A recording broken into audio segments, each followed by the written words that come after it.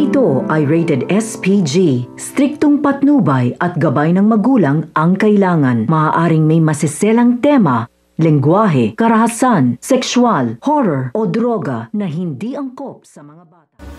Naganap na nga ang matinding habulan at bakbakan sa Quiapo dahil nga sa paghahabol kay Ramon. Bit-bit nga nito ni Ramon ng isang bag ng punong-puno ng mga pera upang ipaagaw niya ito sa mga tao. Matapos magkagulo nga nito, patuloy pa rin nga hinabol siya ng kapulisan hanggang sa mapunta na nga siya dito sa bahay nila Rigor.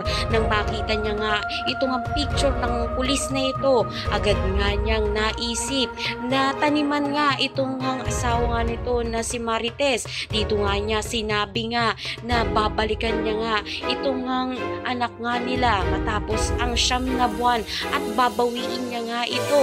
Nagpatuloy pa rin nga ang paghahabulan at naiyak nga ang ina nga nito ni Marites nang makita niya ang kinahinatnan ng kanyang anak. Sa huli nga ay nahuli na nga itong si Ramon at nagbunga na nga nang hindi inaasahan ang ginawa nito ni Ramon dito nga kay Marites na kung saan naisipan nga niya itong ipalaglag.